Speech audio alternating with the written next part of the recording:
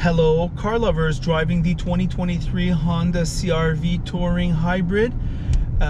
We reviewed this vehicle, not in this version, but we've reviewed it in the past, so I'm going to be a little bit quicker. I'm going to be more point form. Here's an overview. The 2023 Honda CRV Touring comes with a hybrid engine.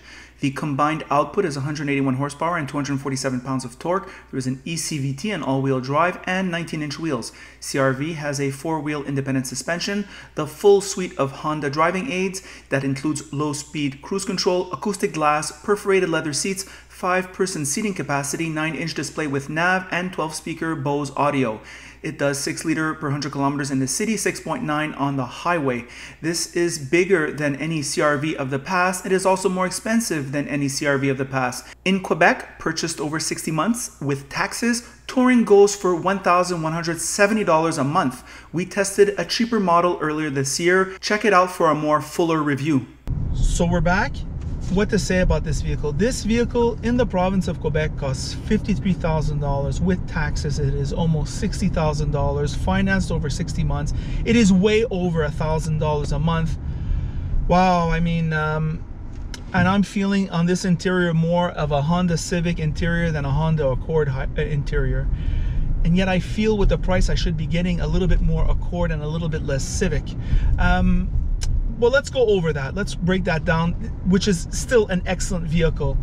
We'll start with the exterior styling, which has been really reworked. It's more conservative. This CRV looks bigger than any other CRV that has ever been made in the past. And I mean, it looks way bigger.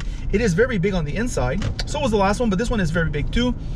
Plenty of room in front. Ross makes the remark, there's not exactly that much cubbies, spaces. So that's a good remark from Ross. Plenty of space sitting in back, plenty of space.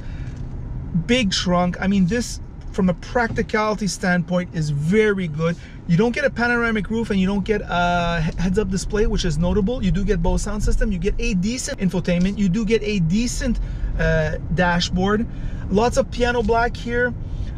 Very stylish looking, no question. The interface is of a decent quality. It isn't Mazda CX-5 though level, it must be said, at least in terms of this interior quality. But that vehicle is much smaller.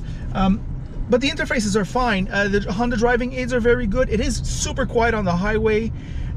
Honda's really worked on that. They used 15 years ago, they used to be the noisiest. Now they're like almost the quietest. It's kind of amazing.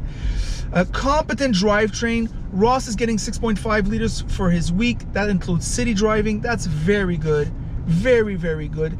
I can't stress enough how these fuel savings are becoming more and more important, especially when we think about where we live and who we live with. I mean, the price of gas isn't going down anytime soon, even though we can produce as much gas as we want in this country. It's it's ridiculous, but that's just the way it is. Talking about this drive, the inputs are very soft, not too soft, but almost too soft. But that's great for the daily grind. The steering wheel is just a bit thin for this price, and that's what I have to say about that.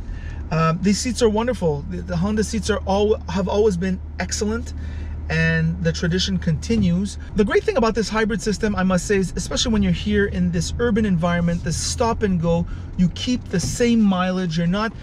You could be in a non-hybrid SUV, compact SUV, and you could be easily doing 15 liters per 100 kilometers in this environment. And the hybrid drive system really pays off. So that's nice. Am I feeling my money? No, I'm not feeling my money. I'm feeling $50,000. That's what I'm feeling from this vehicle. And it just seems to be just a slightly bit overpriced. It certainly feels like a high quality product.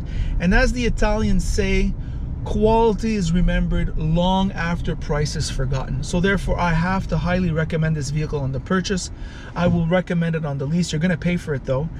And when you think of the average car payments is now almost about $1,000 a month.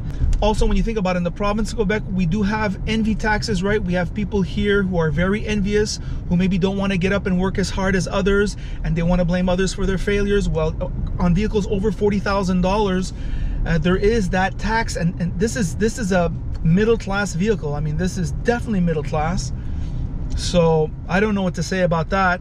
And that has to be factored when you make your purchase. It is not that expensive, that tax. It's yearly, but it's very bothersome, let's say, especially when you're getting a hybrid, because you want to pay less tax at the pump, and then you're getting dinged at the end of every year on your registration.